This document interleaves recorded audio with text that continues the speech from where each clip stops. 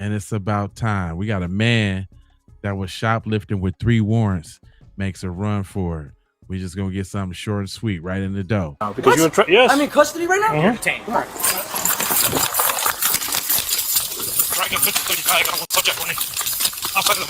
Second of May 2025. A man who had already been banned from the store somehow thought coming back was a good idea. But with multiple active warrants hanging over his head, a routine trespass call quickly turned into a foot chase, a violent struggle, and a trip to jail that was long overdue. Hey man, what's going on?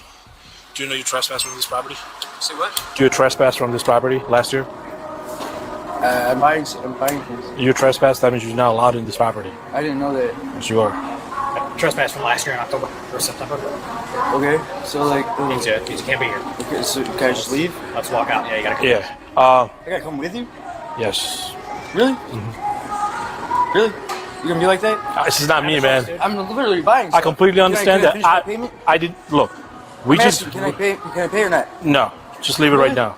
So here's the thing. We just don't Can I decide. just leave then? I mean, like. No, you have to come with us. So here's the thing. I gotta come with you? Yes. So here's the thing. Really?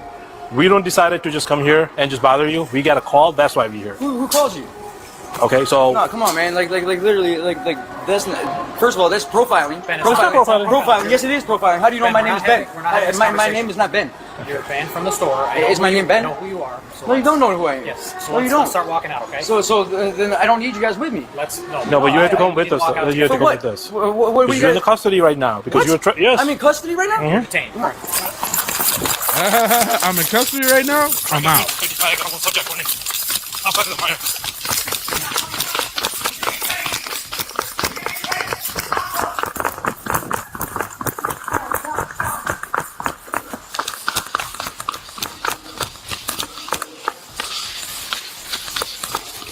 That boy tired as hell.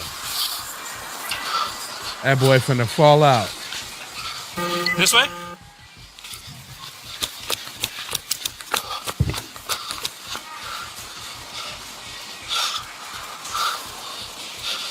Try that 1335. This is That- the Meyer.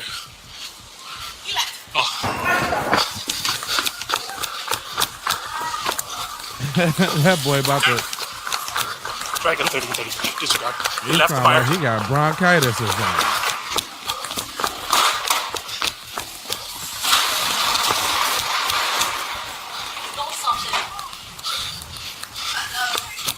It don't sound like police officer is it for him.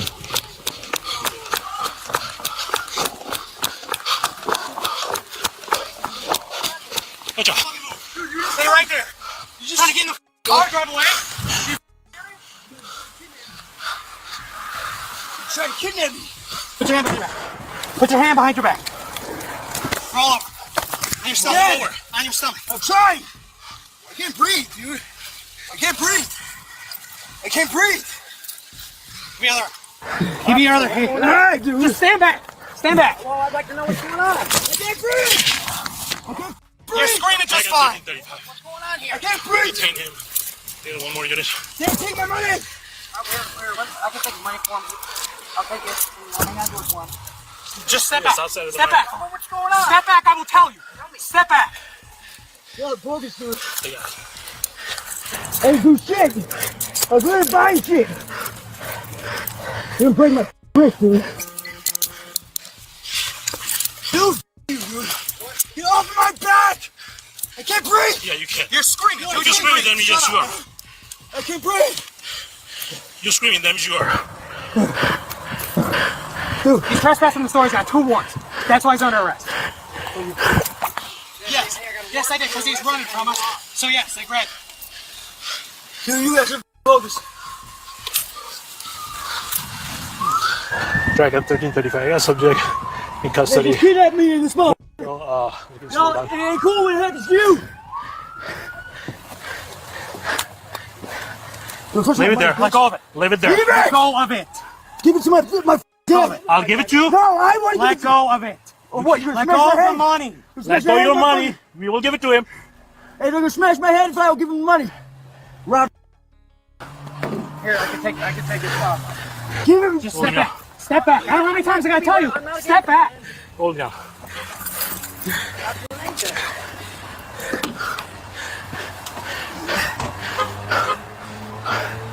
You guys like this shit? Is this kinky for you guys? Do my, are you gonna break my leg? You break my leg? Come on, sit up. Break my leg. Stand up. Stand up. Come on. What's up? Huh? What's up? Huh? Smash me then. What's up, huh? What's up, man? Hold on. Play with me. What's up? Huh? What's up, motherfucker? Huh? You, dude. Go smash me on the car, man. Come on, let's go. Come on. How you gonna talk trash in cuffs? What's up, bro? You were too. Chasing you down, you do the same thing, motherfucker. Get the up! Relax, okay? Hey, tell him to let go of my arm! Tell him to let go of my arm! Okay, just relax. Tell him to let go of my arm! Don't touch me, fag! What you want, bro? You like this shit, huh? You like this shit? Let me get my money! Sit down. I will if you let me get my money! Just sit down first. We'll figure this out, okay? Okay. Okay. Here's the thing. Your dad's looking at you. Release the money so we can give it to him. Do you want to tell him, sir? Let my dad grab the money! Go, I'll grab it. Okay, go ahead, grab it. I got it. All right, he's got Okay, it. go Dad's ahead got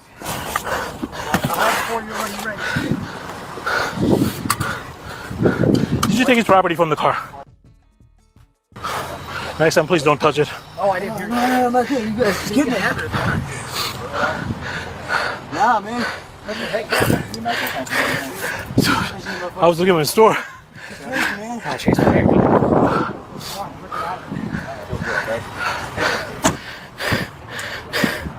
Now he just caught a new case. It's terrible. Hey, you lost your handcuff? No, I lost my shoes. You good? Yeah. It was a good catch. Did I drive right past you guys? I didn't even... We were between the cars. Yeah. Don't touch it. That's his stuff? Yeah. Hey, look what he had. Oh, yeah. That's his phone? Yeah. How was Dad involved? Nothing. He was there. He hopped in Dad's passenger side. We'll tell him because he's adult, sir. So just respect us and let us just do our job. He will get a phone call. He will call you and let you know what's the first thing. This is his phone? Yeah, that's just on him. Do you want these two knives? He was on him.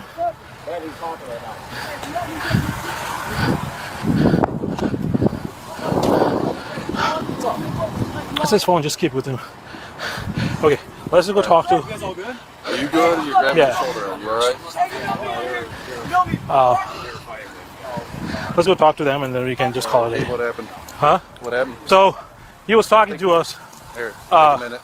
Let's go over here. Yeah. So we will really let him know. Instead of leaving the store when he had the chance, Benjamin Audette chose to run, resist arrest, and ignore a trespass order that had already been issued against him. He was ultimately charged with resisting or obstructing a peace officer, causing injury to an officer, criminal trespass to property after notice, and 3 outstanding warrant services. What started as a routine trespass complaint ended with additional criminal charges, multiple warrants being enforced, and a one-way trip to jail. What's your take on this case? Uh-oh, so I got another one already hot, ready lined up. It says police reveal how a daughter hid body soup from her mother. What the hell is body soup? But anyway. Police are at the home of 30-year-old Sarah Buzzard, and her mother has no idea that detectives are moments away from interrogating her daughter about the mysterious disappearance of former roommate Ryan Zimmerman. I was angry and really choked. I did the donkey thing like that. I realized I ruined my life. 5 months after Ryan was reported missing, a hitchhiker made a horrifying discovery. But I was just out walking my dog, and I came across some bones that look to me to be human. Maybe they're not. But I was wondering if I could send those pictures to you or email them to you. This woman had no idea that the daughter she was housing, along with her daughter's friend, were involved in a brutal murder case. And even more shocking, Ryan's death wouldn't be the last tragedy connected to this case. You're going to be booked into there. On January 3rd, 2016, a resident of Mercer County placed a 911 call after making a harrowing discovery. Mercer County Sheriff's Office. Yes, I may be just totally off my rocker, but I was just out walking my dog, and I came across some bones that look to me to be human. Maybe they're not, but I was wondering if I could send those pictures to you or email them to you. Okay, I know, Katie. Soup. Right on Cold Creek. I'm still walking my dog. You know, right where they're doing the construction, right there. Okay, I don't know where that is, ma'am. Where exactly at? Right on 127. Mark and Katie, I am near Grand Lake St. Mary's here in Mercer County, where just days ago, someone walking in the area That's right, found put the bones criminals believed in to jail. be human. Now, at this time, investigators are searching the grounds to see if they can find any more remains. The bones have yet to be confirmed human. Authorities say the bones were found Sunday afternoon. The following day, they were taken to Montgomery County Coroner's Office to be examined. As officers from the Mercer County Sheriff's Office arrived on the scene, they had no idea that this grim discovery would connect to a missing persons case in a neighboring county. A forensics expert examined the remains more closely and was able to determine that they were of a male, around 20 to 35 years of age, who was between 5'7" and 6'1" tall. But a more accurate identification proved impossible, because the head was missing, as well as the arms below the elbow and the legs below the knees. As if all of this wasn't bad enough, the victim had been brutally dismembered with a saw. The investigators knew that the body had been exposed to the elements for around the last 4 months, which gave the Mercer County Sheriff's Office a timeline to work with. But despite their best efforts, they weren't able to identify the remains. And after 4 long years, it was looking like the case might remain on a pile of cold cases, never to be solved. What investigators couldn't have known was that the discovery in 2016, at that time, was connected to a missing persons case that had been reported months earlier, more than 100 miles away in Columbus, Ohio. It all began over 4 years ago, in 2015. 21-year-old Ryan Zimmerman was exploring more about his identity, and he often reached out to people online, sometimes referring to himself as M or Emma. Through these interactions, he met Corey Buzzard, and the two quickly formed a connection. Corey told Ryan that he lived with his wife, Sarah Buzzard, and Sarah's girlfriend, Naira Jen Wicker. By August 6, 2015, Ryan had moved into Corey and Sarah's home in Columbus. For Ryan, it felt like he had finally found the kind of life and community that he wanted. He also bonded with Jen, and for a short time, things seemed to be falling into place. But for reasons that no one would fully understand, Ryan decided to move out. In the early hours of September 25, 2015, at 1:20 a.m., he contacted his family. That would be the last time that anyone ever heard from him. As the days stretched into weeks and then months with no word, Ryan's family grew increasingly desperate, finally filing a missing persons report on November 17, 2015. But it would take 4 agonizing years before the family would finally get the answer to the harrowing truth about what had happened to Ryan. After nearly 4 years, the family is getting closer to closure. Earlier today, the Mercer County Sheriff's Department in Ohio released the identity of human remains found back on January 3rd, 2016. The victim, 22-year-old Ryan Zimmerman. In 2020, when investigators finally confirmed that the remains belonged to Ryan, one of them sat down with his father to deliver the devastating news. It doesn't appear that he had been, buried there or anything like that. It seems more like he was placed there. We did not find portions of him being the lower portions of the legs, the lower portions of the arms, or the skull. There was apparent saw marks, okay? What marks? Saw. Oh, saw, right. When he was found, it was basically skeletal remains. What does it sound like? Gangland or some kind of sick trafficking or what the hell? Who would do something like that? And those are all questions that we are hoping to work to try to get some answers for Ryan and for your family. Okay, we've been in contact with Detective Tucker of the Columbus Police Department, who was assigned. Yes, I know her. Okay, so we've been in contact with her already, and we're going to do our best to work a joint investigation. Obviously we understand there's some circumstances there in Columbus with the vehicle that had been located abandoned. Although Ryan was last heard from on September 25th, 2015, activity was recorded on his Gmail account 2 days later. A search for how to reset ASUS tablet. Things took an even stranger turn on September 27th, when Ryan's red Ford Focus was found abandoned at Woodrow and Champion Avenue in Columbus. The car's license plates had been removed, but no explanation for this was ever found. Then, on October 7th, Ryan's cash card was declined at an ATM. If he had still been alive at that point, why hadn't he contacted his family? To move the case forward, investigators needed to speak with the people who had last seen Ryan alive. With help from his family and friends, police tracked down his former roommates, Sarah Buzzard, Corey Buzzard, and Jen Whitaker. Detectives soon learned that Corey and Sarah had separated not long after Ryan's disappearance, finalizing their split on January 4th, 2016. Behind the scenes, Sarah had grown closer to Jen, and just weeks later, on January 26th, the two were married. Shortly after, they left Columbus and they resettled in Marion, Indiana. Hello, police department. Looking for Sarah. That's me. Come step out for me. All right, sorry I had to wake you. Oh, sorry. Well, I think you got a warrant. What? It's out of Ohio, I think. It's a theft warrant, I believe. Okay. All right, so we have to take care of you. 002, I got her up front. All right, so go ahead and turn her up and hand her back for me. Somebody else in the house with you? My mother and my wife. I just saw someone walking in the back door. The older woman would be my mother. My wife is still asleep. So there's 2 other people in the house? Okay. Everyone sound nervous. Do you have any weapons or anything in the house upstairs that I need to worry about? don't want to go out together or anything like Sarah told the officers that her mother and Jen were inside the house, and soon both of them came out to join her on the porch. Where do you need that is too? I don't know. I can't give you much more information than that, okay? Here's one of the police precincts. I don't know. This is short. Okay. You just want to help out. I think that sure will be okay. This isn't really cutting much more of this jacket. Okay. Man, you're going to have to put that on. Or just throw it over her shoulder. That'll be fine. I don't think it's well. I got to go down and get a copy of it. And then she'll be able to get Give her what the person did show it so I can just bring it. You need bring it? Okay, sit down. So I go with her, she had to be a Jen, you can't go with me. That's an adult. I understand. We definitely if she was a juvenile or something like that. But I'll have to check it out. Do you want your whole purse or just your clutch? Just the wallet. That's it. It seemed that the moment had gotten the better of Sarah, who appeared to come over as a little nauseous. You alright? I'm just really lightheaded. Have you been sick? No. You got any medical issues? So I just wait up to get up and shop. Just want to relax for a minute or two and before we get up?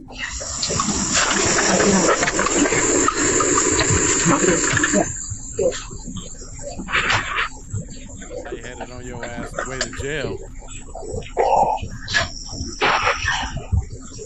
I don't think so. We got a good friend, but maybe when she move it, using the street.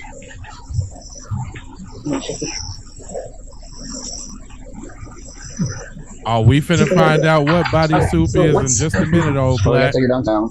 I gotta look at exactly what the warrant is for, and then we'll go from there. So I can. The body flower, I see. Body soup, we gonna find out. There's something warrant over here. So yeah, that happens. We get from out of state all the time. You know what I mean? If they'll extradite, then they'll extradite. And as soon as Sarah was able to stand, she was taken down to the station for further questioning. Okay, and where did you live at when you were in Columbus? I lived at a few different places. Okay. All of them were apartments. Okay. And did you have a roommate? My husband at the time. Okay, and that would have been? His name was Corey. Okay. And when did you get married? You said husband at the time? After graduating high school. Okay. And before starting college. Okay. And he moved there for college as well? Or? Yes. Okay. And was there, you said in an apartment, I know sometimes going to college can cause for some tough times with finances and things too. Did you ever bring any roommates in, anything like that? At my very last apartment, we had I don't know if they were officially written on the lease, but they were a friend of Corey's. Okay. They were there for a few months. I don't remember exactly how long. I didn't have much to do with them. Okay. And who would the friend have been? I don't remember what their real name was, but we referred to them as Emma. Okay. Could it have been Ryan? Possibly. Ew, we Okay. gonna And find that's a little bit out. about why we're here. Is talk about Emma, also known as Ryan Zimmerman. He went missing. Are you familiar with any of that? No. Okay. So I guess tell me what you know about Ryan. Or Emma, if you know him as Emma. Okay. It's a little bit of a touchy subject. My husband at the time had sexual interests.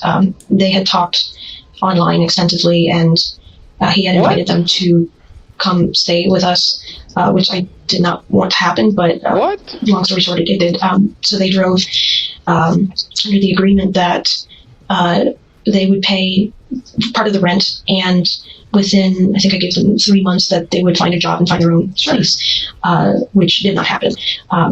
So Corey ended up asking him to leave, which he did, because I guess he found a new boyfriend or something and just up left one day, and we didn't hear anything from them again. Sarah explains that Ryan's not being able to find a job was a concerning factor for them, and Corey felt that he had no other choice but to ask Ryan to leave.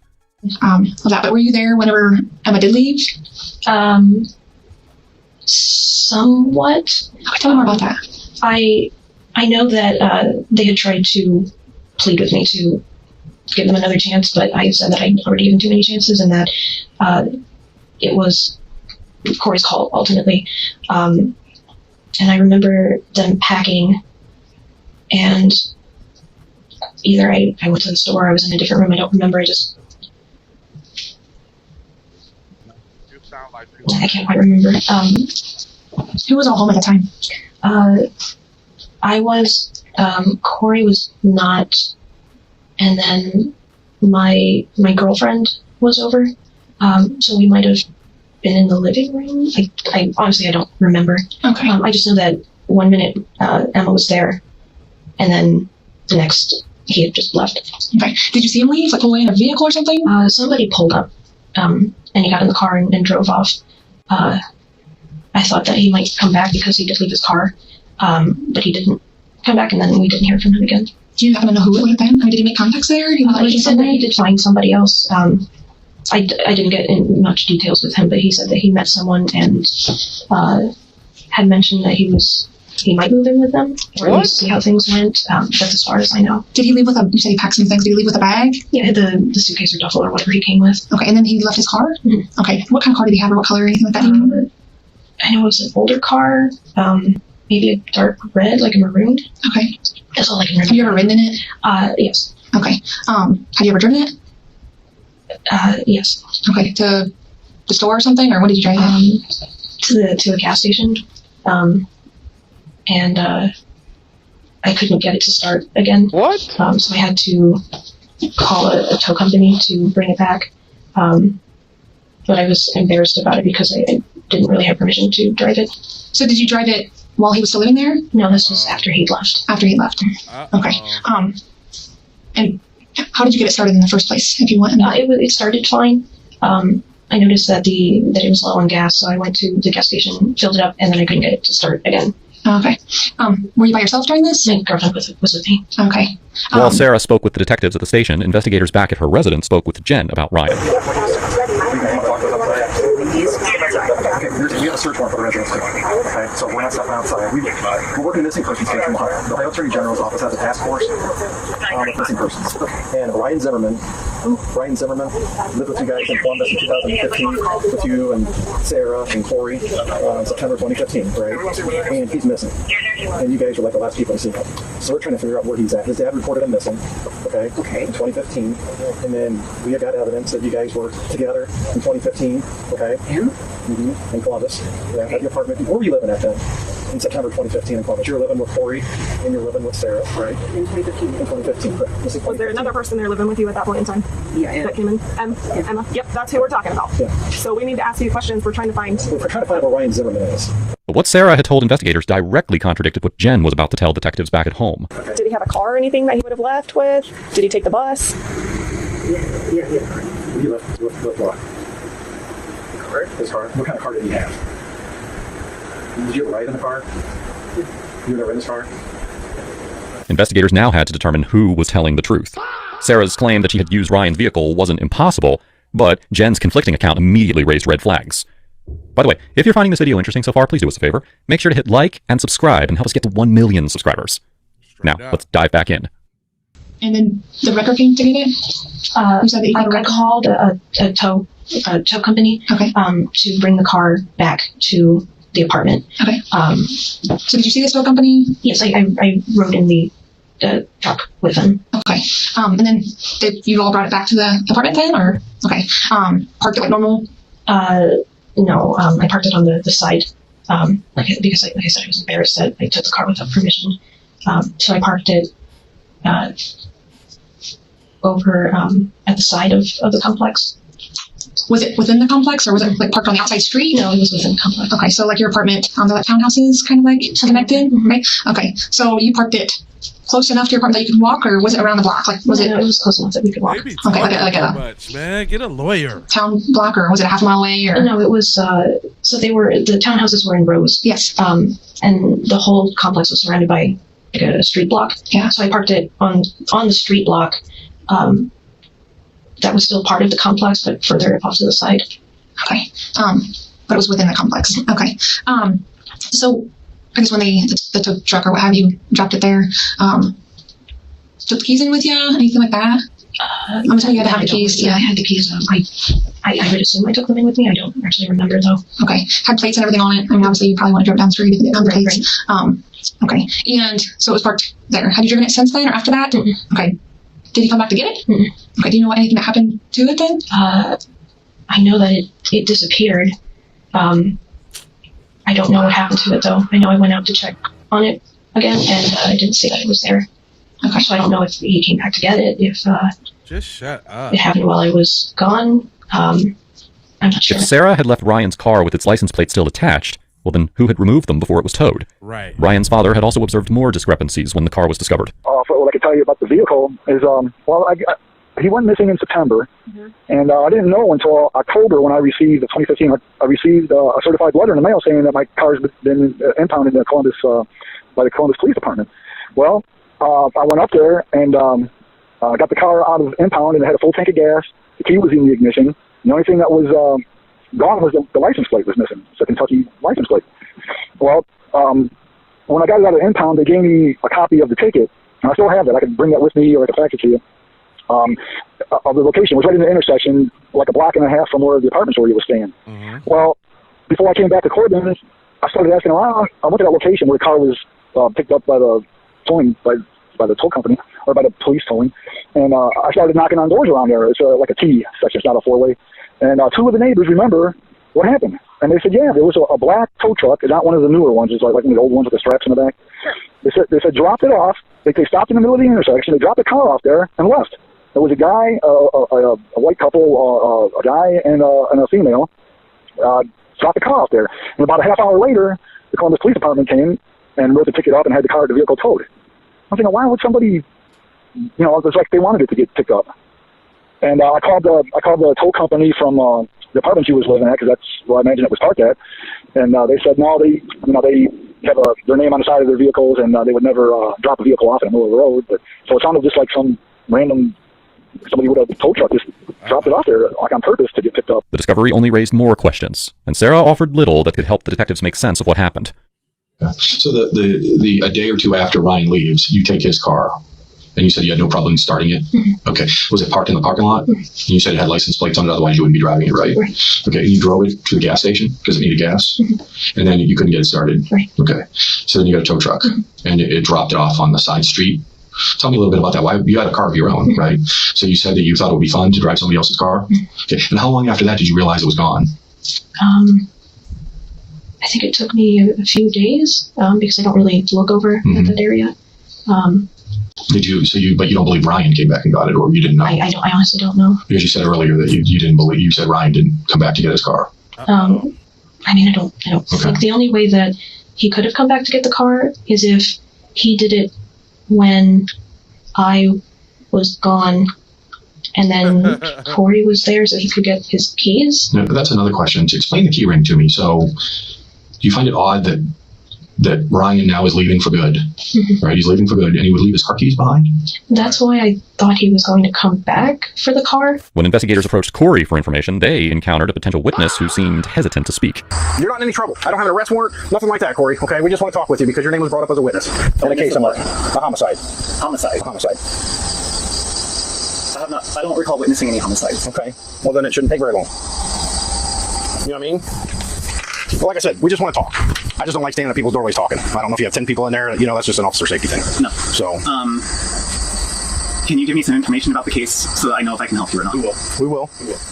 We'll explain all that. Chunky is already there. She's heading there. She's in the car with another detective right now. Because her work is not exactly next door. So it's going to take them just a little bit to get there. Okay. While Corey was being interviewed, another person of interest was questioned. Someone who could potentially clear him of any involvement in Ryan Zimmerman's case. Investigators learned that around the time that Ryan had vanished, Corey had checked into a hotel with a friend visiting from Athens. The two stayed there from September 25th until September 27th, the same period when Ryan went missing and his car was later towed. This timing was suspicious, but ultimately Corey was ruled out. Evidence confirmed that he had no connection to Ryan's disappearance or murder, and he was released. Sarah and Jen wouldn't be as fortunate. Investigators were about to confront them with evidence that directly contradicted their stories, evidence they would struggle to explain. And there's some major inconsistencies about this with your involvement with Ryan. And Ryan is now deceased. He's been murdered. And so we have Corey is talking to the Columbus police detectives right now. We just got off the phone with them. So I need to know like really what happened here. I mean, this is a bad situation. We really need to know what happened. With the car, we have DNA evidence. We're able to track down your car, the one that you used to own, the time of this incident. We were able to track down the car owner, and we're able to examine it. So we have something happened in that apartment over this weekend that we're talking about, which is The weekend that you recall, the weekend that you dropped Corey off with that girl in Columbus? Do you remember that? I remember it was a weekend. Yeah, it was a weekend. And so we have a major problem here, okay? And something terrible happened, and we just need to know how it happened. It's not necessarily, it could have been something that just happened, but there's only a few people who know the truth. Corey's talking and gave us a bunch of details. It's not fair to me to go into those details with you, what he's telling me, because it's only fair that I hear from you, okay? So you're going to have to tell me your version of this, and to see if it matches up with the evidence we have, because something is terribly wrong here. Meanwhile, the investigators dropped a similar bombshell on Jen. Before, you said you guys were never in the car. You and Sarah were never in the car, right? It's not totally true, was it? I don't remember ever being in that car. You and Sarah were in the car at one point? You had to fill it up with gas? I'm sorry. This is my phone. Yeah. Sorry. That's all right. No, I won't take your phone. This is mine. I'm sorry. So you weren't being truthful on that because you guys were in the car. Okay. So, tell us about that, please. I don't remember having in the car. Okay, don't forget, we have other people talking. Sarah's other players. Sarah's talking right now. Sarah's talking right now. Okay. That's who just called me. Okay. So I'm trying to figure out your end. When were you in the car and what happened? And don't beat around the bush. If you were in the car, you would know you were in the car. You would know where you were, what you were doing, what happened, because you two were together. So please, I mean, Sarah's already owning up to some of the stuff. Okay. She really. She is. She really. I said she said you guys were in the car. She's talking, right? And part of it is you two were in the car. We need you to tell us your version of when you guys were in the car and what happened. Because something, and I can't tell you this information, but you know that she's speaking for me to get this information to you, that we know that you two were in the car. Now, how do we know that? Investigators began playing the suspects against each other, carefully revealing bits of what the others had said, hoping that the pressure would push Sarah or Jen to finally tell the truth. Corey's given a whole nother version of what you just said. Please tell me the truth. I'm not comfortable talking about this. We have I know. Was it an accident? Yeah. I don't know what was an accident. With Ryan. I didn't even know that he was dead. Sarah, come on.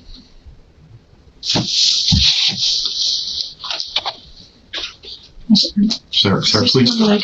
Well, you can talk to us. I just want the truth. I don't think that's. We don't think this was a planned thing. Okay, we think something just went terribly wrong. Okay, maybe got a little out of hand, and it happened. Okay. I mean, Sarah, you have been arrested for a reason. I thought I was arrested for sex. No, that's not true. I don't know who said that, but that's not true. That's what the police said. Yeah, well, they were from another state. They're helping us because you folks live here now. We're obviously from Ohio. I'm with the state police, basically. And all I'm asking of you, and you seem like you're a very intelligent person. I just want the truth, though. And these things are not adding up. Robert, they probably made this I don't want to see together. You, like, Father, what up? Not everybody, but a particular person is pointing at you, basically not wanting anything to do with it, saying it was somebody else. And again, I'm not really, it would be not ethical of me to tell you what Corey's saying, but I need to know what happened over that weekend with him. We always know there's two sides to every story. Always. This is your opportunity to give your side, okay? Now's your chance to. Just the truth. Start from the beginning. I don't want to As questioning went on, Sarah grew increasingly uneasy, while Jen, back at home, firmly denied ever being in Ryan's vehicle. Okay. But investigators had evidence to challenge them, proof that someone was either lying or just had a very bad memory. When did you guys get in the car? I don't know. If I was in it, then I don't know. I don't remember. You two were in it together. Okay. They do, cry baby. So fill us in about that. I mean, You guys said it's in the car. Okay, but what do you say? I don't remember, honestly. I don't think I was in the car. what happened when you were in the car? Because this is huge. You're refreshing a lot of memory right now. You're going to know where you guys were going and what you were doing, right? And what happened? I don't remember much of what I was doing in 2015. And why's that? Most of my life is just escapism. Escaping from? Just reality. Okay, well, unfortunately, we're here. We are reality, and we need you to help us out with the reality that happened back in 2015, whether you want to or not. Right. Help us with So the that, car, man. where were you guys at when you got in the car? Where'd you guys go? And then something happened, right? I don't remember the car. What color of the car did Ryan have, or Emma? I don't know. You've never seen this car before? It was parked outside your apartment. You guys were in it? I'm sure I've seen it before. Okay. Well, Well, let's just start with a color. Helps jog your memory. I don't know. What happened when you guys were in Emma's car? I don't remember being in the car. Because you're in the car. Okay, but I don't remember being in the car. If Sarah said we were in the car, then we were in the car. So if Sarah tells them that she needed your help and you helped cut up, then that's what happened. No. Although Jen continued to stonewall investigators, they began making progress with Sarah.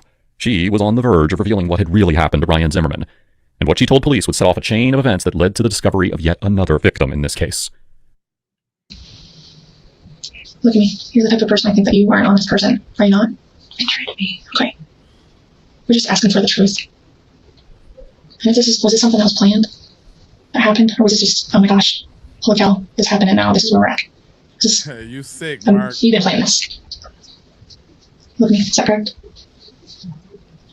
Just tell me what happened. I just want to hear it from you. I don't want to just have everything from everybody else. Go ahead and start from the beginning. Okay. It was an accident. Okay. It was an accident. Accidents happen every day. So what happened? I'm a little hard of hearing, so I'm sorry. I was angry. Okay, I get angry too. Here it comes. And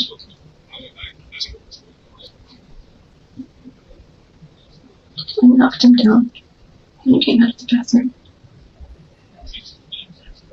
And I choked him.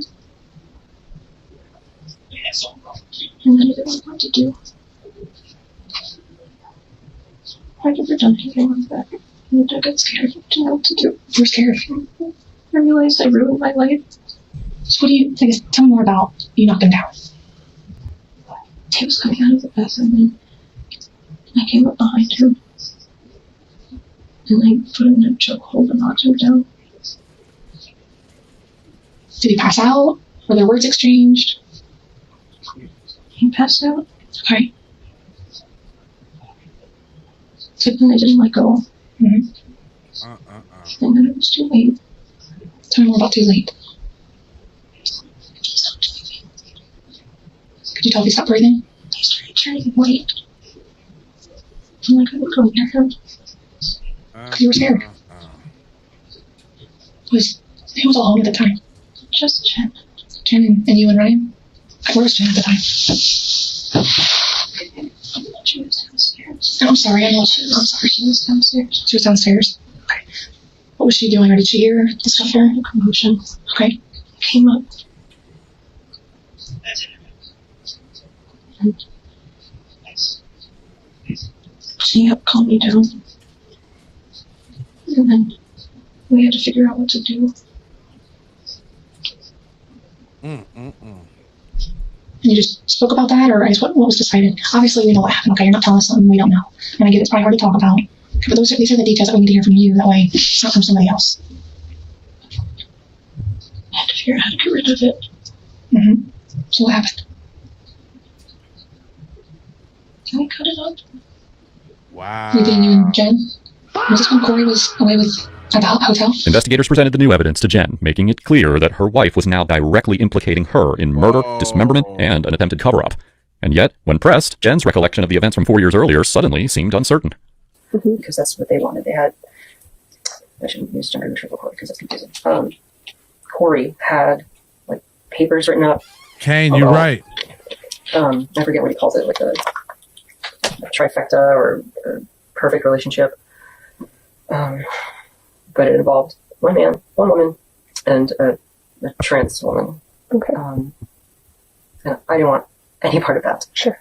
I'm assuming that's why they brought M in, but he had shown photos of M, and they looked kind of feminine. But those were selfies, and selfies can look extra flattering. Mm-hmm. And it didn't really represent what M looked like. In person when she came up then? Right. Okay. It was just weird.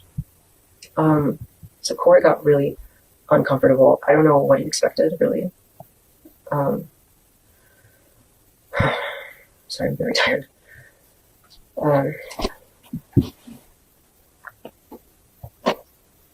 Sorry, I'm fighting just the urge to lie down.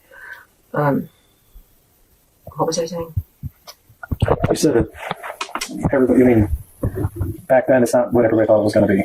The timeline lined up with Ryan's disappearance. His last contact was on September 25th, the same night that Corey checked into a hotel with a friend, leaving Ryan alone with Sarah and Jen. Okay. So where did you cut him up at? Bathtub? What did you use? Some kind of salt. Where did that come from? I found it in the shed. So you could have your own shed there. You're right, Courtney. Who did the cutting? Mostly me. Okay. And what was Jen doing? GTOC. Taking care of other stuff like clothes. Ryan's belongings? Okay. What was she doing with his clothes? In bags. Okay. And placing them somewhere, or? Just for us to get rid of later. Hey, Shay. So you were cutting him up. This probably made things obviously uncomfortable, but when you were cutting him up, where did you put like the limbs and things? Kind of like the ones we showed you? The blue tape. Did you see that blue tape? Would that have been your tape at home, or did you guys go buy that? I actually don't recognize the tape. You don't recognize the tape? Okay. What color bags, I guess, did you put him in? Did he fit in a couple bags, or have to do... I know there were a lot of bags. Okay. And where did you cut him at?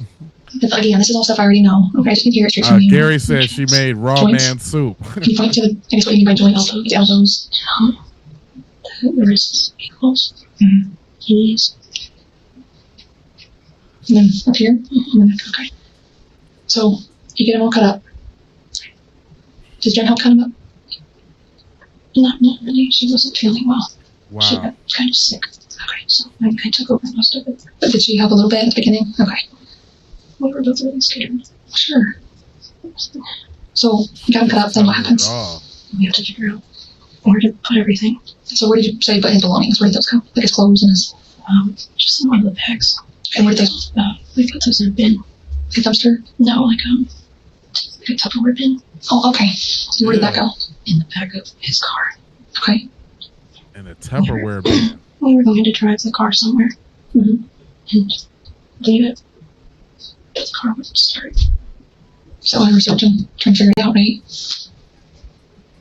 And then how did you get it to move? I have to take the car back with the tow truck. So you called it tow truck? Okay. To come to your apartment? No, to come to the gas station. To come to the gas station? And took the car back, left it on the side, and then we moved the bin to my car. The bin of his items or of him? Everything. Okay. And we started driving and trying to get rid of little things at a time. On the road, or is there special spots? In public dumpsters. They just Did you dispose of his body in different parts? spots? Okay. Do you know where those spots are? We just stopped wherever something looked okay. Like secluded or something like that?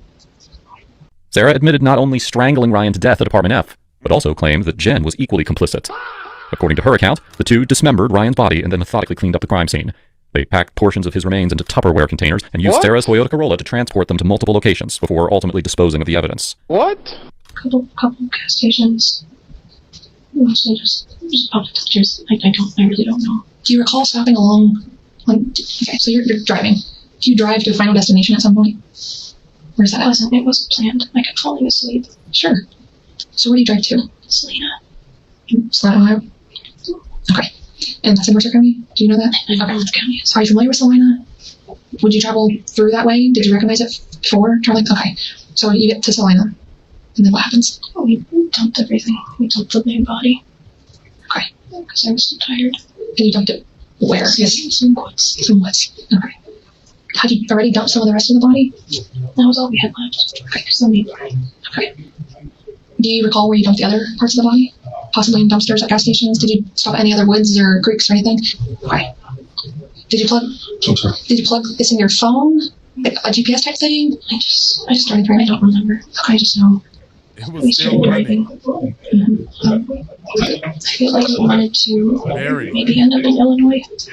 New York. Sorry, I'm so hard of hearing. I don't want to be rude and keep telling you to speak about yourself. Oh, even this right here. So you were driving. Okay. And Selena, and I missed that last part. I'm sorry. You said you were driving. We wanted to get to Illinois. You wanted to get to Illinois. Look, I couldn't make it that far. Because you're tired? Okay. Why did you want to get to Illinois? far away. Okay, you just want to be away from everything. Meanwhile, investigators informed Jen that Sarah had confessed, giving them everything that was needed to bring her in for questioning. But Jen had other plans. She was prepared to go to extreme lengths in order to avoid arrest.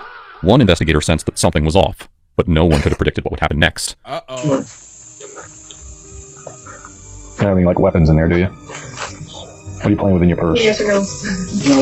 Can I see your other hand? You are going to be placed into custody. I want to, before this gentleman, he's a detective with the City of Marion Police Department. You're going to be booked into their... That sudden redacted blast was from a firearm.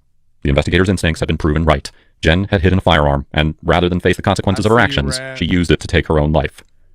I need an ambulance at 520 West Kim Road. 520 West Kim Road for shots fired. That left Sarah alone to face up to 18 felony charges, including 2 counts of aggravated murder, 2 counts of murder, and 1 count of abuse of a corpse. On December 23, 2021, she pleaded guilty to 1 count of aggravated murder. But Sarah's story didn't end there. On June 1st, 2022, she gave investigators a new account, this time clearly identifying who had been the ringleader in the brutal killing of Ryan Zimmerman. On the morning of the 26th, Naira started voicing some plan about killing him, and I did not take her seriously because she would make comments like that sometimes. Like if we were in the parking lot and we saw a woman waiting in a car, she would say something like, I wonder what would happen if I just shot her in there, or oh, I wonder what would happen if we drove this cyclist off the road, and things like that. She never acted on them, so I never took her seriously. So when she started saying things about killing Ryan, I didn't take her seriously.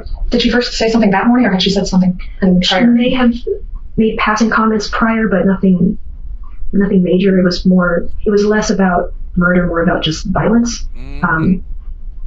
But I can't remember, but if she did, they were short and passed him, and that was it. When I went upstairs at some point during the day to get something out of the office, Ryan had left a note propped up on the staircase banister asking to talk to me, and I really didn't want to talk to him because I just wanted him to go. So then I went back downstairs, and then later on, when I went to use the bathroom, as I was exiting, he stuck his head out of his room and said, "Can I talk to you?" So I finally did. I sat on the floor and listened as he cried and begged me to give him a second chance. He said that Corey hated him and that he wanted. I tuned a lot of it out because I knew he just wanted a second chance. But I told him, "Look, I'm sorry that Corey said that and that he wanted you to leave before your 3-month period, but if that's what he wants, then I'm going to stand by it. Plus, I pointed out, you haven't tried to go to any of your job interviews." Sarah alleged that Jen had conceived of the entire plan and seemed determined to see it through. He agreed to it. So then I left and went back downstairs and I filled in Naira on what he had told me. And that's when she went back to fleshing out the plan. I still didn't take her seriously, but I was starting to get worried because of how intricate it was getting. And then when she started gathering tools like trash bags, bleach, the handsaw from the shed, I realized she was serious. So I tried to talk her out of it, calmly at first, and then I started getting a little hysterical. And she told me that if I didn't help, that she was going to do it anyway, and that it was going to be a lot messier and a lot harder to get everything done by herself. If Sarah was to be believed, she had gone along with Jen's plan in order to permanently remove Ryan from the apartment. She's lying. So she said that she would just give me a small role to play, but she would do most of the heavy work. And usually at this point, the attorneys ask me, well, why did you do it? Why didn't you call the police? Why didn't you kick her out? And it was because I loved her. I knew that she wasn't a good person. I knew that she was kind of borderline sociopathic. She liked to manipulate people, including me early in our relationship, but she was the only person who had been there for me through everything that Corey had put me through. And she was the first person that I actually felt like cared about me. Maybe not so much at this point in our relationship, but later on, she was fiercely loyal to me. And so I didn't want to lose her. So I agreed that I would help. So in the evening, we waited until Ryan went upstairs to use the bathroom, and then we both went into the office. She had a rag that she dipped in bleach, and she had a bottle of vinegar next to her to add to it when the time came, because I think I you're guess it had right. some kind of chemical reaction and released some kind of poisonous gas. I don't really know, but she did the research for it. So when Ryan came out, I was waiting in the doorway of the office, waited until he walked down the hall, and then I jumped on him from behind, put him in a headlock and pulled him down to the floor with my body weight so I could hold him while Naira came and straddled him and then pressed the rag over his face. When he started making these guttural gasping noises, Naira let me get out from under him, and I curled up in the office and cried. I didn't want to look at her or him. I wish that I didn't have to do it, but it was done. But their plan wasn't finished. With Corey expected home in just a few days, Jen and Sarah had to act quickly to cover their tracks and convince him that nothing sinister had occurred in the apartment while he was away. I'm horrified, but there wasn't. I didn't stop. I didn't stop her. I didn't. What was her problem? Yeah.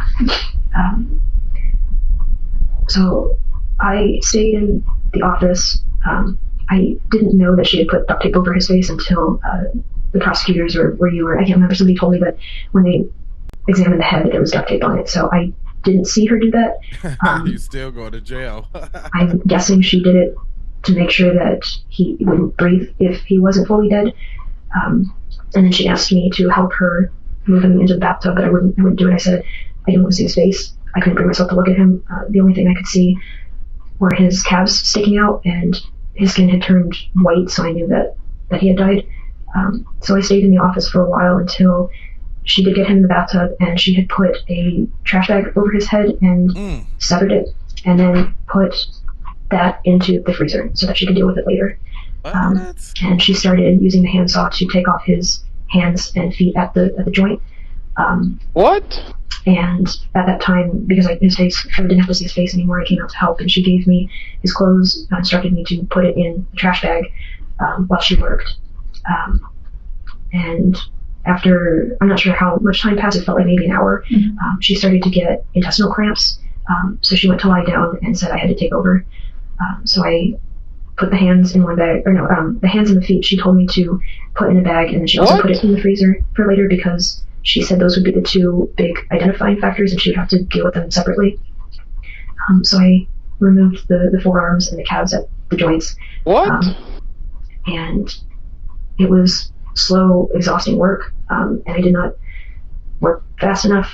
Her original idea was to cut up everything into as small of manageable pieces as possible and then dispose of them that way, but we didn't have enough time to do that, so we just had the head, hand and feet, the forearms went in one bag, the calves went in another bag, and we just had to deal with the torso. Of course, Jen could no longer respond to these new allegations, leaving Sarah to face justice on her own. A woman charged in Mercer County for the death of Ryan Zimmerman back in 2015 has now accepted a plea deal. Sarah Buzzard has accepted a plea deal where she would plead guilty to aggravated murder in exchange for the dismissal of the other charges. An agreed sentence of 30 years to life in prison was also recommended to the court before the plea deal was agreed to. Sarah was sentenced to life in prison with the possibility of parole after 30 years, finally giving Ryan Zimmerman's family some measure of closure after years of uncertainty. Nah, she should have burned. She I don't even like that she got away. She did too much slick shit to me. I don't even like that. Well, I got another one, action-packed, y'all. We talking about a killer calls 911 after his deadly murder rampage. Hours of August 29, 2023, 27-year-old Chance Donahoe called the Powell Police Department. The dispatcher had no idea that Chance is about to drop a chilling confession. 911, what's the address of your emergency? My name is Chance. Okay, and what's going on there? I murdered my girlfriend. You will need to use forceful entry to get into the house. I plan on taking myself to the police station after this phone call. Do you want the police to come to you? Can they come to you? I would like to turn myself in because I'm very mentally unstable, and I'm worried that I'm going to commit by cop if the cops come and pick me up. So I need to go into the station for my safety and the police officer's safety. Well, do you want to go ahead and get in your car and go ahead and drive to the police department and I'll stay on the line? Yeah. Chance is confessing to murdering his 29-year-old ex-girlfriend, Shannon Hyatt. As he continues speaking with dispatchers in Powell, the information is immediately relayed to Columbus authorities, who rush officers to the address he provided. But as units race to the scene, nobody yet knows whether Shannon has truly been murdered, or if Chance is leading officers into some twisted game. As units urgently race towards the address, the dispatcher continues trying to gather more information from Chance, only to make a horrifying realization that he's still armed, and standing mere steps away from another two potential victims. Do you have any weapons on you, Chance? I have the murder weapon with me. Are you able to leave that in your apartment? I want you to leave that in your apartment, okay? I don't want you to take any weapons with you. Okay. What is the murder weapon? It's a knife. Is there any way that I could put it somewhere where there's a child in the home and I don't want him to see it? There's a child in your apartment? Yeah, I live with my mother, and she's standing right next to me, holding me accountable for making this phone call. And I just don't want my little brother to see it. He's only 7 years old. Okay, can we put the knife on top of the refrigerator? Yeah, that's fine. Okay, I want you to put it on there, not your mother. I don't want your mother to touch it. Okay, I'm going to put the knife on top of the fridge. Don't touch it at all. Okay? I'm going to give my mother one last hug before this all starts. Okay, all right, go ahead and do that. I'm going to go to prison now. With Chance's family still inside the house, including a child, officers now know that the clock is ticking, and he could change his mind and strike again at any moment. As units urgently rush to rescue the family and take him into custody, the dispatcher works to keep Chance talking, hoping to keep him at the house long enough for officers to reach the scene. But what none of them realize yet is that Chance has already caught on, and he has plans of his own. Are you in your car? Yes, I just turned on my car. Give me a second. I can't really move my hand very well. You're fine. Stay there for right now. I just want you to take a couple deep breaths, all right? Okay. How's your finger doing? Can't really move it. How deep did it go? I'm pretty sure it sliced the ligament. It did? Yeah. Okay. Do you want me to send a medic to you first? No.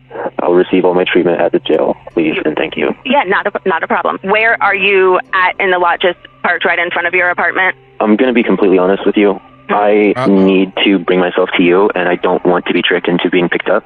And so I'm going to refuse to answer that, but I'm in my car. The car is started, and I will not disconnect this call until I reach the jail cell and you have spoken with an officer. Okay. Verifying that. I am not safe. Okay. I am not a safe person right now, and the safest thing is for me to turn myself in at a jail. Okay. Not be picked up, because if guns get drawn on me, I don't know what I'm going to do. By his own admission, Chance has already told dispatchers that he is dangerous and not safe to be around right now. But even as he claims to be driving toward the police station, officers cannot ignore the reality that an armed and unstable man is still out on the streets, potentially putting countless lives in immediate danger. As dispatchers work to track his movements through cell phone data, officers rapidly shift course and flood the area where his signal places him, knowing they need to locate and stop him before the situation escalates even further. I left the apartment complex, but I need to pull over real quick and put the address in. You left? Yeah. Okay. Where are you at? There's a cop right behind me, and I know that I'm being followed and everything. If you have this officer on dispatch, I need you to tell him to just follow me to the police station. Can you just pull over and let him put you in the back so he can take you to the police station? It'd make it so much easier, Chance. How? It would just make it be done right now. Okay. Okay? Can you just pull over right now? Yeah. Thanks to dispatch keeping Chance engaged on the phone and delaying his departure from the house despite his increasingly unpredictable behavior, officers were able to intercept him less than half a mile from the address that he had left. Wow. After turning through an intersection, Chance pulled into a Sheetz gas station, where officers finally made contact with him for the first time. Hey, Chance! You can hear me? Turn your car off! Smash that like for me. I appreciate that, HP.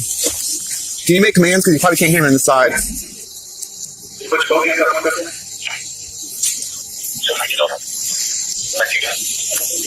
Both hands out? Keep your hands out. Keep them out. Hands out. Keep your hands out. One of your hands out. Open the door from the outside. With Chance finally in custody and cooperating with deputies, it almost seems as though they have managed to avoid what could have become a violent confrontation.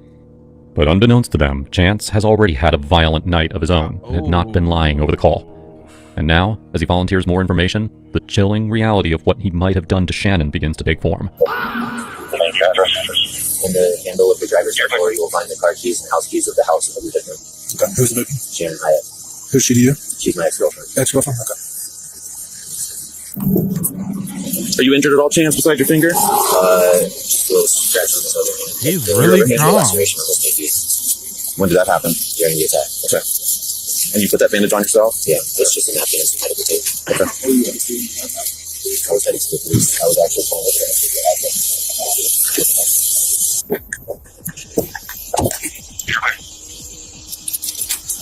Whole time.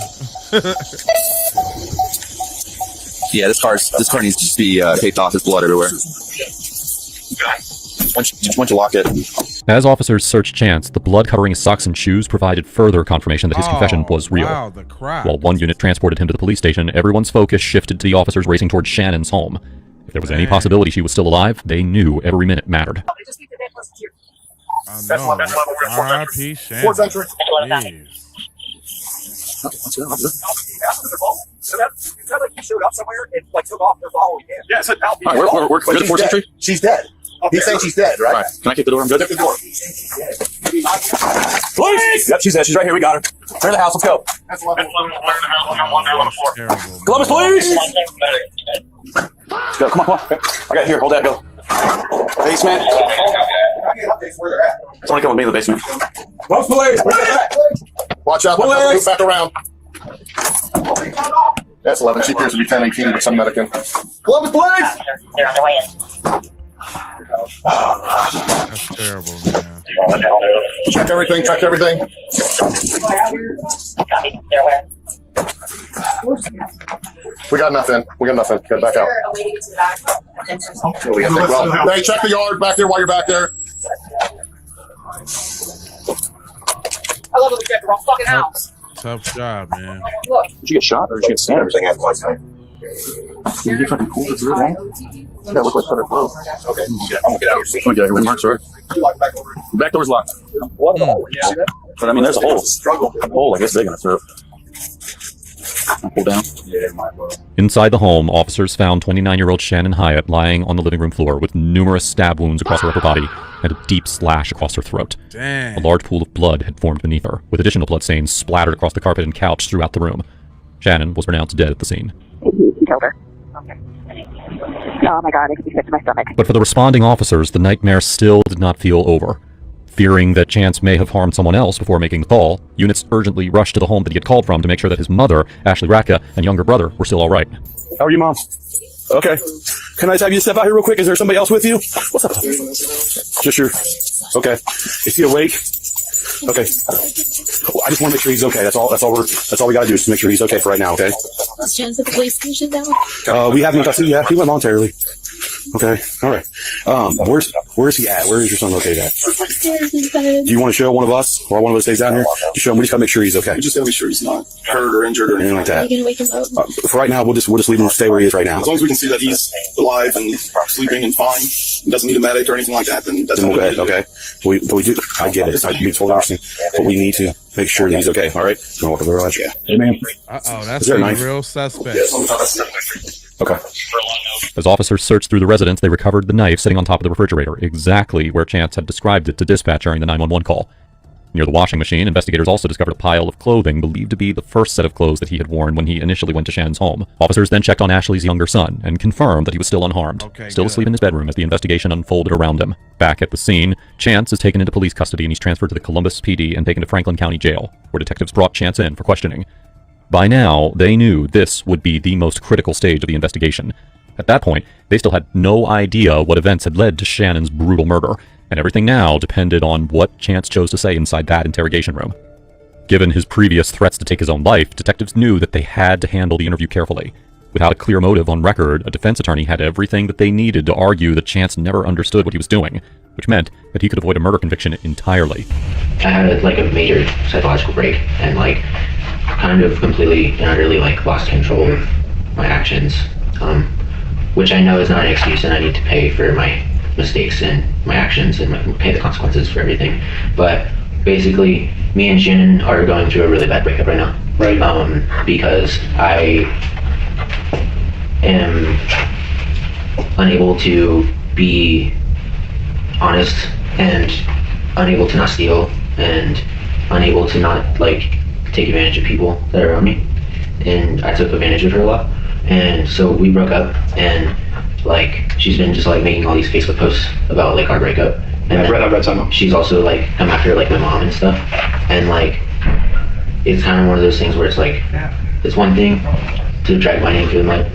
You can take all my friends, it hurts, but I just kind of lost it whenever. That would be frustrating and hurtful, right? For some of the dirty laundry stuff to kind of get aired, and what you would think would be private between you and Shannon is aired out there. I didn't really expect it to be private, but also there's another layer to it of all I wanted to do was communicate about it, but I didn't have any way of communicating because I'm blocked on everything, even email. It's a little bit different. It felt very similar. Okay. She's been completely and utterly trashing my mom all over the internet and making my mom out to be a laughingstock and saying things like me and my mother's relationship is extremely inappropriate, implying that we want to have sex with each other and shit. It's fucking disgusting. Are you serious right now? Does that piss you off? Are you kidding me? You have the fucking audacity to start publicly saying that the reason I date older women is because I have an Oedipus complex. You're only 3 years older than me. It's not like I'm out here dating 40-year-old women. You know what I mean? Dating somebody that's 3 years older than me. While Chance's claims about Shannon and the belief she held initially sounded outrageous, detectives were caught off guard when his mother confirmed that Shannon had, in fact, made disturbing accusations about the relationship, which Chance shared with her. So what? Obviously, there's not a reason ever murder someone, but this girl has been messing with him pretty significantly since they've split up, and they've only been split up for a week. But she she was a problem, and I anticipated it getting worse before it got better with her, like stalking him and just really, she no longer had control of him, and I think that was making her crazy because she had a lot of control of him before. In fact, I moved back here a little over a year ago from out in like the New Philadelphia, Cambridge area, back here, Birmingham, to go to Orange County schools. I lived here, I'm originally from Columbus, but in 2017 I moved out that way, and then a little over a year ago in June, Liam and I moved back.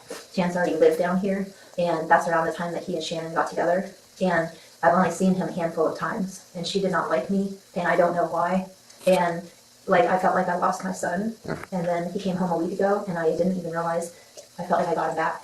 You know, because I was sound like a dumbass now we reason. can finally like be a family again. I've been begging him to come and hang out with his brother, with me. Like it was like just so harsh with him. She said, "I gotta go. Shannon's flipping out right now. She took Plan B and she's throwing stuff and she's flipping out." And I just thought to myself, "Wow, your mother's going in for surgery. You just had a vasectomy, but she still gets to be like the center of attention. And obviously, there's no reason for somebody to kill somebody like that. There's not, but there are major problems." Chance's mother went on to describe how Shannon's social media posts had encouraged other people to monitor Chance and track his movements, escalating the fallout from their already toxic breakup even further.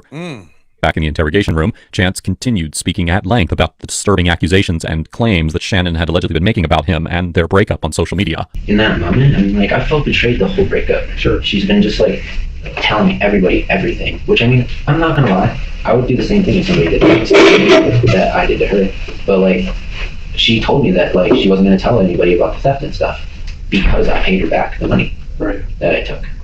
And the only reason I took the money is because she took my debit cards because she didn't trust me with finances. Okay. And so, like, I'm not trying to sit here and, like, say all of my actions have a rational and logical explanation because, like, I don't want to be this way. I don't want to lie, but I don't know how to stop. I don't want to steal, but I don't know how to fucking stop. What? And now... Is that part because of the addiction, do you think, with ketamine? I mean, the stealing had to do with being... Shannon thought that the stealing had everything to do with the addiction to ketamine, when in reality, I go through bouts of unemployment because of the nature of my work. And so I run out of money, and then Shannon gets fucking...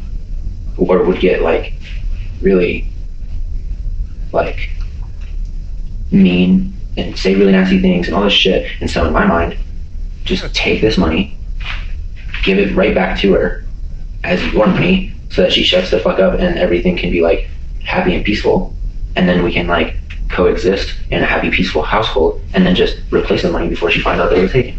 How's it makes sense? No, I guess, does not. But like at the end of the day, I don't know how to stop, and now I've killed. But as detectives continued speaking with Chance, they began to realize that the breakup and the alleged theft may have only been small pieces of a much larger problem. Those issues may have pushed him further, but they did not fully explain why he ultimately crossed the line into murder. As the interview went on, detectives could tell that something far deeper had been building inside him for a long time. I have undiagnosed schizophrenia. Okay. I have auditory and visual hallucinations. I went to a music festival this past weekend and kept like seeing Shannon everywhere, and I thought that she was like following me around to like. Weren't you there with her at Legend Valley? No, not at Legend Valley. Just this past weekend at Wonderbus. Okay. Downtown. I was there and I was working the festival, and I kept thinking that like I saw Shannon, and then like I would look up at the road and I would think that like I would see her drive by, and like she has known about every single move that I've made since we've broken up, like where I'm at, what I'm doing, hanging out with, everything. And so like I was getting really paranoid and frustrated because I thought that she was kind of like stalking me or something. So you didn't go anywhere else after, where you went directly to your mom's? I went directly to my mom's because I just wanted to tell my mom face to face. And I woke my mother up and I said I killed Shannon. How did your mom take it? Like shook, shaken, like just did not know what to say or do. She didn't cry, but she didn't like. She immediately said, "We need to go police right," because that's the right thing to do. She's probably in shock. And then she kept just saying things like, "You had your whole life. Anything that Shannon could have done to you, we could have worked through. Like this was not worth it. Some dumb girl was not worth this." But while Chance may have felt as though he was keeping those struggles buried internally, to his mother, his deteriorating state of mind had been painfully obvious long before he ever considered harming Shannon. They allow, basically they lock everything down, and then when we come in, we evaluate what's going on. So none of this stuff is like this is all mine. This was his medication. He didn't have any medication for the last couple of weeks. He was diagnosed bipolar disease for one thing. And you said he hasn't had his medication? No, it was on Abilify, it was on Wellbutrin. And he hadn't had it for You know, I can't tell you why he did what he did. Maybe he told you. he told me it was like hearing voices and all kinds of stuff like that. So I don't know what's going to happen. Okay, obviously, you know, I don't know how everything's going to play out down the road, but you know, I think it's really important that you understand that there's nothing you could have done. There's nothing I could have done. There's a million things I could have done, and now, like, he's gonna sit in jail the rest of his life. His brother's gonna have to deal with, like, everybody in the community, like, treating him. You can. And now his life is over, and, like, all this. And, like. I told him, like. And, like. I love him so much. I love my son so much. And. I can't believe this has happened. I'm I really felt sorry. so bad for her family too, and even though she was like doing whatever she could to mess with him so much, like she didn't deserve that. I sometimes can't Going control to your kids, jail, you know? hell yeah. I mean, he's an adult and he made decisions, and that's He's not on going you. to That's on jail. him. You know, I mean, you did your best, and at some point you got to let him be adults. I Like, have, and I've done that. I've played that card. I've done every single thing. I've tried to do it all. He's been in and out of counseling since he was like 4 or 5 years old. Yes, she is. it sounds like you've done everything. I mean, But what his mother did not realize at the time was just how close Chance was to the breaking point, and that when he finally crossed it, it would happen in the worst way imaginable. Something he now describes to detectives in chilling detail. I was just going to try because I just didn't really know what to do. When was this? This was at about like 11 o'clock. Last night? Yeah. Okay. I was just driving between like 11 and like midnight. Okay. And just kind of like going around. And had you met with Wesley? No. Wesley, I hadn't seen Wesley since I left the job site. Oh, he going. I actually just like drove by your house before I like went back to my mom's house and changed into clothing. Okay. And then went back down. Did you go up to the house the first time? No. Okay. And what car were you in? I was in my silver Chevy Cruze. Okay.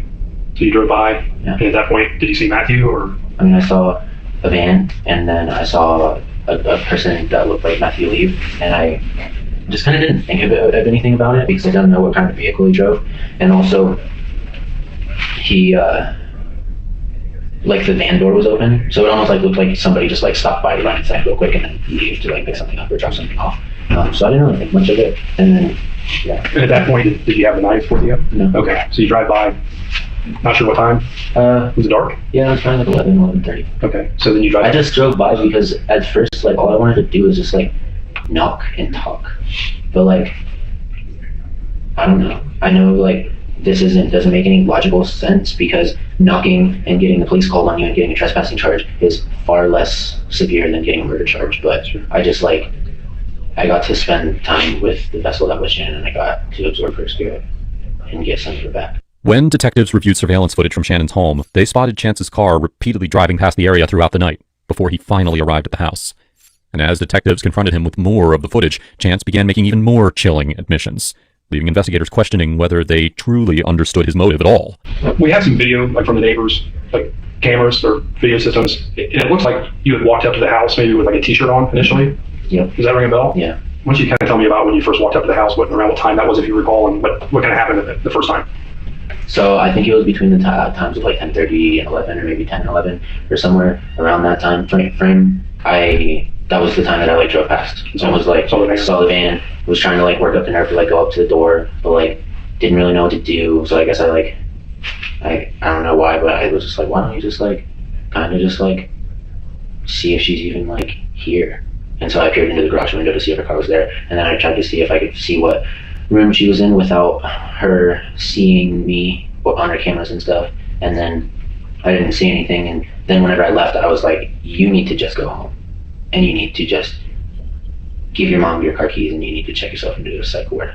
So when you walked up to the house 11, whenever, you hadn't planned on hurting her at that point? No. But a neighbor's surveillance camera captured Chance at a crucial moment later that night, dressed in black and walking toward Shannon's home just moments before he killed her. Laying here at the scene all this, looking at my camera, and this is at 11:57 p.m. It's just very weird to me.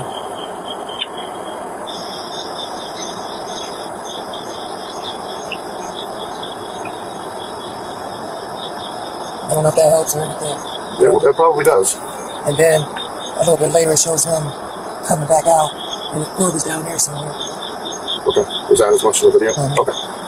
Now, as detectives try to understand what suddenly changed in Chance's mind that night, they begin to realize that while his answers may be genuine, the truth behind them is far darker than they initially imagined. Had you seen Mac yet, or? I saw Matt whenever I was actually just about to come around the corner to try to like knock on the door. Okay.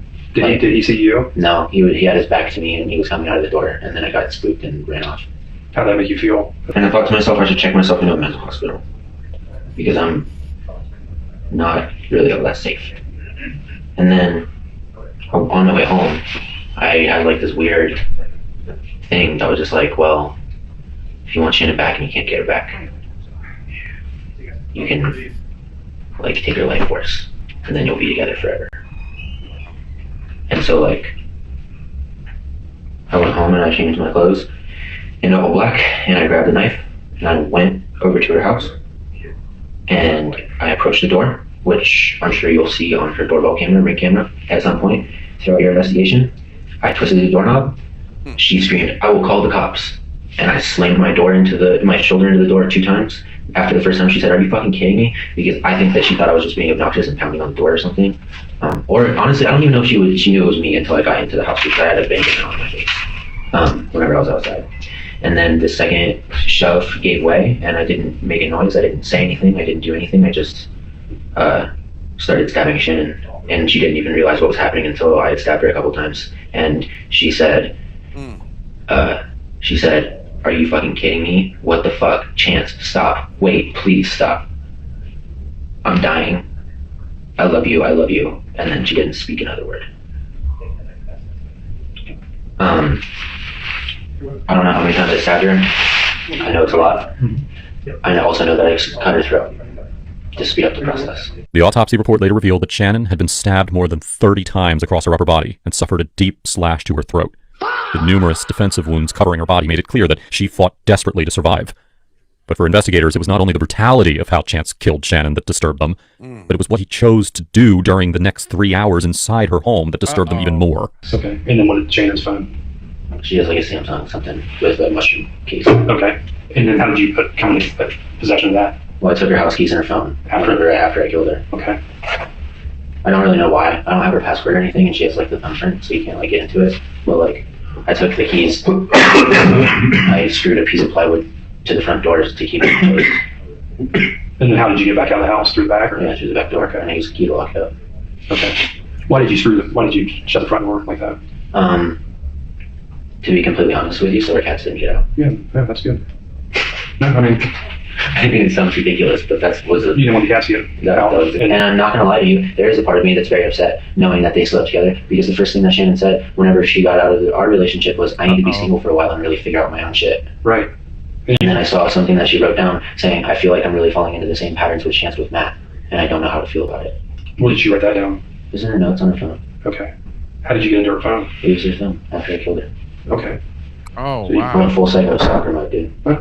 I'm gonna be completely blatantly honest with you. That's why we're here. And like, yeah. But if detectives had any reason to doubt Chance's version of events, the back porch camera at Shannon's house captured the horrifying moments of the attack, as Shannon's desperate screams echoed from inside the home. The hours after her death repeatedly showed Chance's shadow appearing at the window throughout the night. In one particularly chilling moment, his blood-soaked hand briefly appears against the window, serving as a haunting reminder of the crime that he had just committed. Did you have sex with Shannon? Mm-hmm. Afterward? Mm-hmm. At that point, was she dead? Yeah. Did you feel aroused by looking at her? Not by like her deadness, but like I was still very sexually attracted to Shannon. She was beautiful, right? Mm-hmm. Wow. So how long do you think that lasted? Oh, like 5 or 10 minutes. And did you wear a condom or? Mm-hmm. It was another just acceptance. He's lying. Yeah. Do you remember where you ejaculated? Was it inside of her? Or? Yeah. Okay. How long do you think she had been dead at that point? I don't know. She was definitely dead. Eyes dilated. No, she let go of like what I presume is like the death rattle that they talked about, and completely limp. But her body was still warm. So then, wow. you position her body, why are you moving her body at that point? Because the door is busted and her feet are about 1.5 feet maybe away from the door. Okay. And if I want to do any kind of going in and out of the front door, there's just a dead body right in blatant view. So I rotated her 180 degrees. Went outside, smoked a couple cigarettes. When you say I went outside, did you out front? Yeah. Okay. Smoked a couple cigarettes after disconnecting the Wi-Fi to cut her security system off. But in the end, despite the obsession, jealousy, and false accusations providing clear motives for Chance's horrifying actions, it was ultimately the sense of control and authority that he believed he had over Shannon that led to his downfall. You mentioned earlier that if you took her life force, that you would feel closer to her. What does that mean exactly, like, as far as? Well, it's kind of like a Native American belief of like absorbing the soul whenever you kill an animal. Okay. And like, I don't know, like you're absorbing it, and like, I don't know. I oftentimes whenever I'm experiencing episodes of psychosis, think that I'm a god. Okay. And will kind of view people as like just kind of things. I've never been violent to this extreme before, but I definitely just like, well, if I'm God and I take away your free will and I release your spirit, I take your spirit. Okay. And I mean, I still feel like that. So are you, like, as we speak right now, how are you feeling about like our interactions? Are you feeling like you're a god right now? I mean, yeah. And we're like objects in front of you? I mean, I just want to get your take of mine because, you know, we all have different lenses. I mean, you're not necessarily objects, you are people of authority, and I am paying the price for like human laws and stuff like that because I'm in a human vessel, but like, yeah, like definitely like a god and like can make things happen. Well, clearly, right? Yeah. It's the Ohm symbol. It represents the sound frequency that's been recorded and picked up throughout the entirety of the known and unexplored universe. It's often referred to as the God frequency. It's just kind of a religious representation kind of thing. Yeah. But while Chance appears to view himself as untouchable in some ways, he also seems to possess a disturbing awareness of the crime that he committed and the role he played in taking a life. Do you, like, historically, or even, like, let's say last night, did you feel a sense of like shame or guilt, or did you feel bad? Do you feel bad, or do you just? I feel guilty for taking Shannon away from the people that love her, and I know that a lot of people are gonna miss her. I do feel guilty about that, but is that something you actually feel, or is that because you know in society that certain things are right and wrong in other people's eyes, right? Like, do you feel like that's a hard conversation to have because I don't really understand myself enough for that. Processing emotion is something that I've always really struggled with. Okay. Ever since I was a kid, like I'm more of an analyze emotion rather than like feel emotion. Okay. Individual. I'm losing everybody that has ever cared about me to this relationship, and I felt really alone, and I wanted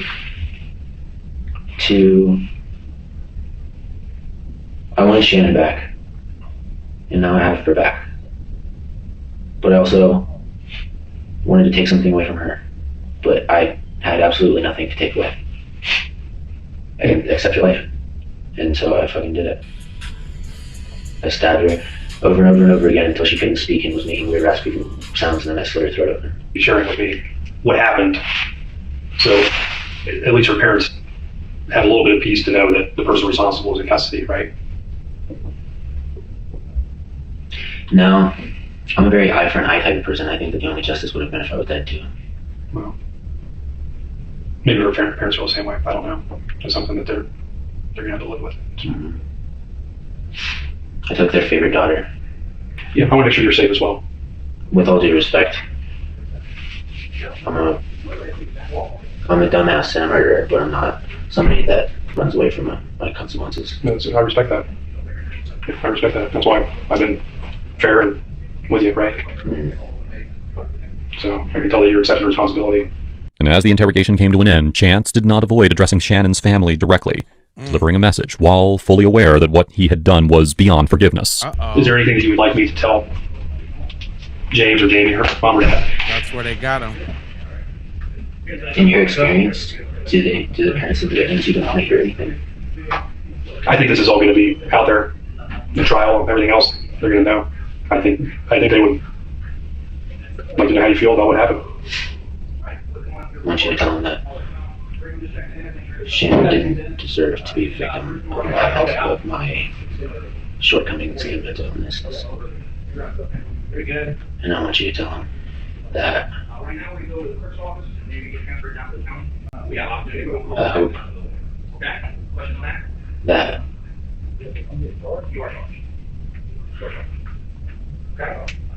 the void that I've created in their lives can someday not feel so great as it does right now. Chance Donahoe was charged with aggravated murder, tampering with evidence, and abuse of a corpse. In July of 2024, he accepted plea agreement and later pleaded guilty on August 8th, 2024 to aggravated murder and abuse of a corpse. Chance was sentenced to life in prison with the possibility of parole after 31 years and is currently incarcerated at Pickaway Correctional Institution in Ohio. In the early morning hours of August 29th, 2023, 27-year-old Chance Donahoe called the Powell Police Department. That is so whack. After he did something like that, he just need to stay up in there.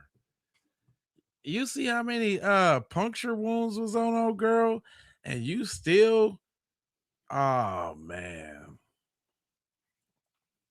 that is crazy right there, man. Well, I appreciate y'all tapping in, man. Yeah, that was insane, fam. I don't even really appreciate that. I think his ass need to. Yeah, that's what I'm saying. Chance for parole. What are you talking about? Parole what? So he can get out and do that again? That is crazy. Black plumber. Yes, I'm pretty sure that's the case. Yes. But yeah, man, I enjoyed everybody tapping in. If this is your first time watching the program, make sure you hit that like and subscribe and hit the bell for notifications so you can be notified every time I decide to go live and show some crime. This is Jay Lava. This is how I do, you know. So if you're new here, I need you to subscribe for the vibes, like for the spike in the algorithm, comment your vomit, share if you care about getting crime everywhere. Please do that on the platforms that we own, Jones. I do got a nice little murdered out t-shirt for my crime family. Stay alive, don't get murdered. It's pretty straightforward. You can go to catch that on the Say It With Your Chest. The Say It With Your Chest website. I'll run that at the bottom for you real quick. The link is also in the description, and you can also, I think I get to it by the YouTube store as well. But I did that for my crime family. I got another design coming here shortly. But that's Say It With Your Chest, SAYITWITYOCHESS.com. Say it with your moves. Say it because you're cool. Wear it if you ain't scared. Shout out to all my members and all the people that contribute to the channel, all the people that drop jewels on the channel. I appreciate that as well. Right now, becoming a member is hot because we do members only content, and you know it is what it is. Hey, that's what I'm talking about, Casper. Well, welcome to the family, fam. JJ, I see you. You crept up in here. Yeah. So you know, please support the channel.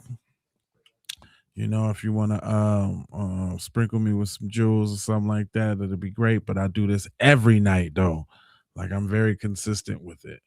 So y'all can always come back and get some more crime. I'm Jay Lava.